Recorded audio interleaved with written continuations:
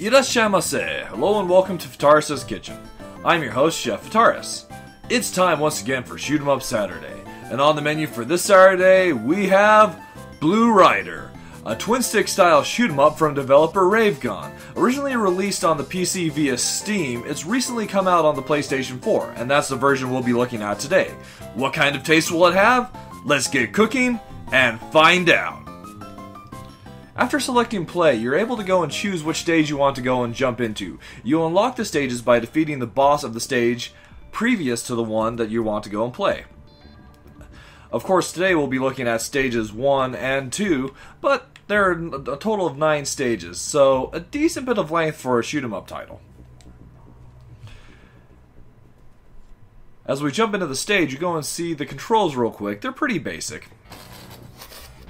Going over the controls, we have the ability to go and move our little fighter ship here forward and backward, strafe left and right with the left stick, and then we can go and rotate not just the ship but the entire world with the right stick. I do have a couple issues with that, as it can go and get disorienting, and the game goes and has a lack of options, so it's not really possible to even adjust the speed at which you can go and rotate things. That would have been nice.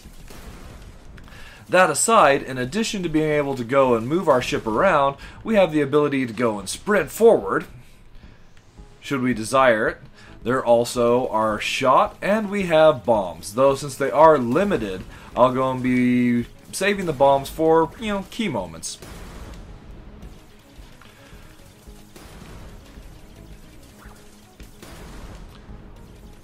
One thing you might notice about Blue Rider right off the bat is how bright and vibrant everything goes and looks. Not all the environments are this way, but a lot of them are, and that's one of the things that I really liked about this game so far. Especially the ones that are bright and vibrant. They go and feel almost alive with the amount of color and life that the screen seems to go and present to you. So here we've gone and found our first power-up capsule. Destroying these capsules will go and unleash a capsule that will allow us to go and power up our weapons. There's 2 weapon types, red and blue. Blue is kind of like a straight laser, and red, which is the one you go and start with, upgrades into a spread shot after a couple upgrades. Normally, I'm the kind of shoot 'em up player that goes and likes the straight laser style attack, but where we have to spend a lot of the time strafing to go and avoid enemy shots in Blue Rider, I definitely think you're better off going with the spread cannon in this case. So we'll go ahead and stick to red.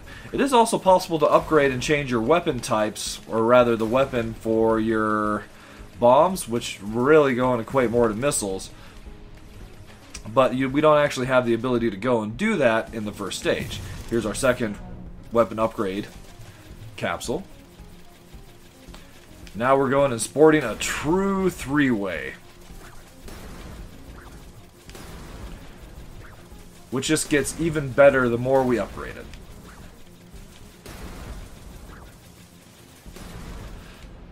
Another thing I do like about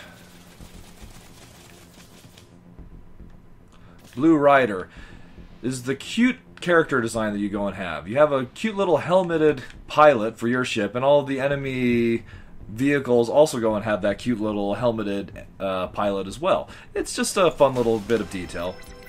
Throughout the course of all the stages, there are hidden power-ups and relics to be found.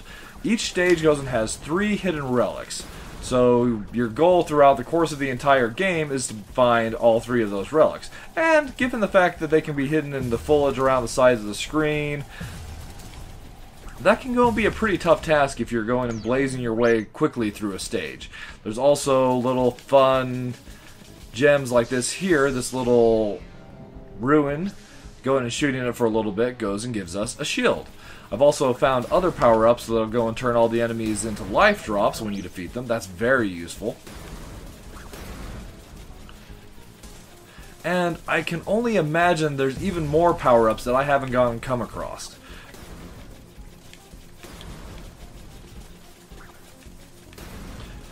As the worlds are somewhat vast for this style of a shoot 'em up. That does bring up one particular problem, though. A map would have been so huge to this kind of a game. We can still do alright without, but some of the stages are complex enough that you get lost without one. Here we go and find ourselves at the boss of stage 1. A little bit of a gargantuan style mech. Let's go in and firing wave cannons at us, as well as a 5-way shot.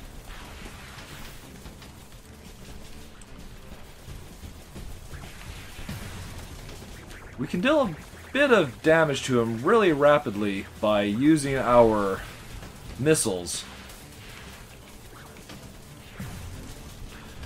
But you do have to be careful, as they are limited, and depending on how the game is treating you, you might have good luck in getting more missiles, or you might not get any drops at all.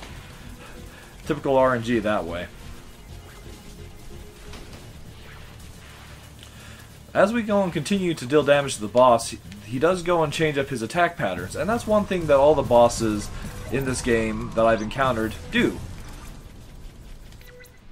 When they go and are defeated, they drop a whole bunch of score, health, as well as other power-ups that you can go and pick up. And on the note of bombs, we can actually upgrade our bombs and get up to carry 7 total. At the end of the stage, we go and get this really nice results screen, going indicating your score, stage bonus, how many relics, rampage, which is one thing I haven't actually discussed yet. Well, I'll go and talk about a little bit in the stage, as well as where we are to sit with our primary weapon, our secondary weapon, and our health. So in the bottom left-hand side of the screen, you might have noticed there's a little meter there that goes and fills up. That's basically our multiplier meter, in this game referred to as rampage. The more enemies we go and defeat, the more we go and fill up that gauge. But if we happen to go a long time without defeating any enemies, the gauge will go and drop and we'll lose our multiplier.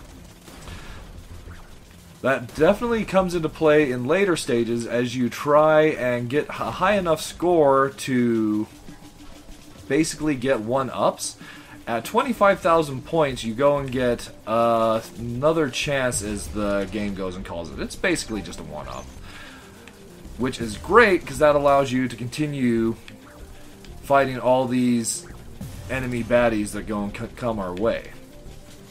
So one disadvantage of the way that the screen goes and moves is it's not always possible to go and see what's behind you. And it's really easy in this game to go and move yourself into a situation where enemies have you pinned in from both sides. You do have the missiles that can go and help you out of those situations, but it's not a very desirable place to go and be. Yay, more bomb pickups.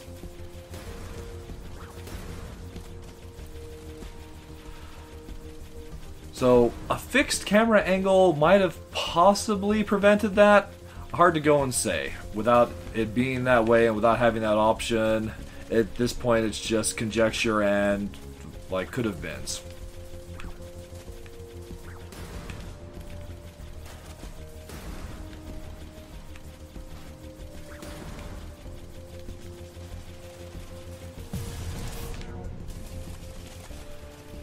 With that, we've been able to go and get our primary weapon up to level 5. Still going and dealing similar to a 3-way shot, but we now have a powerful center dual shot to go and take down enemies even faster. So one new mechanic that the second stage goes and adds, in addition to going and adding new enemies, which each stage does a really good job of adding new enemy types. Bigger enemies, different type of enemies. You go and have these generators that power these shields, and in order to go and progress, you have to go and take out the shield generators. There's nothing going and saying we have to defeat every enemy before we go and move on, but since we can go and have enemies at our back, it's definitely in your best interest to do so. So we have some extra bomb pickups. We'll go and take that guy out with bombs. Here's another little pickup that we can go and take advantage of. Sometimes you'll go and find these little pods, and inside them are drones that'll fly around and help you with a homing shot. helpful for areas like we're about to go and come into, where there's a lot of enemies firing a lot of shots at us. In a situation like this, one of the tactics I like to employ best is basically drawing the enemies towards us, and then pulling back. So we're only faced with what we can go and handle. So here's our ability to go and change our secondary weapon. There's one power up for direct, or if we wait till it flips green,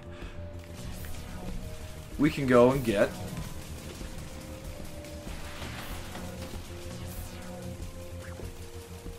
the homing missile.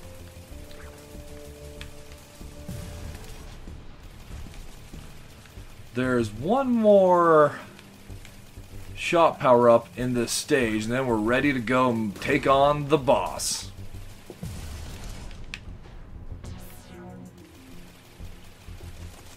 Although I'm not in the best health for it, so hopefully I can avoid taking unnecessary damage. Now, there are 9 bosses total in the game, and each boss encounter is unique, going and providing different challenges and some fun ways to go and try and tackle a boss. The boss fights are definitely one of the highlights that I've had so far in my time with Blue Rider. So with this boss, we go and have whack-a-mole style turrets that go and pop up around him. And the boss himself is almost a turtle style boss that has defensive shields on his legs. So when he's in a turtle position, there isn't anything we can go and do about him. First off, we have to go and take out these laser turrets that he's going and firing at us.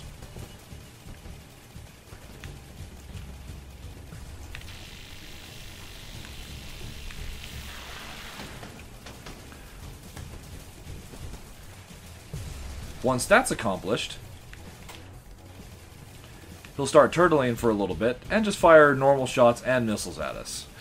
That does go and bring me to a problem the game goes and has. There's no invulnerability period when you go and take shots. So if you're pinned and the enemy has a lot of weapons coming at you, say they fired a barrage of missiles, it's possible to go and die in basically one enemy barrage.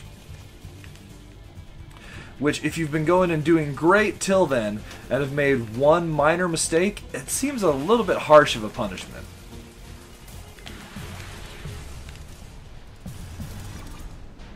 And with that, our Stage 2 boss is defeated. We didn't do very well against him, though, taking a lot of damage, so we didn't get any weapon upgrades for defeating him.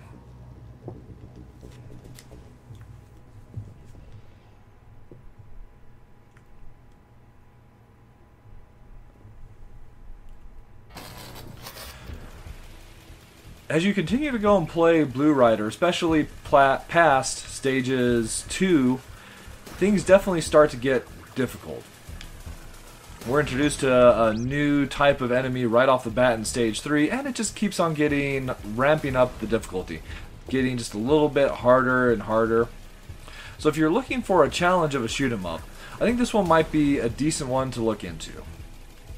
Or if you're a fan of twin stick style shoot 'em ups, kind of in the vein of the Soviet desert jungle strikes of yesteryear, then this is one I would recommend going and checking out.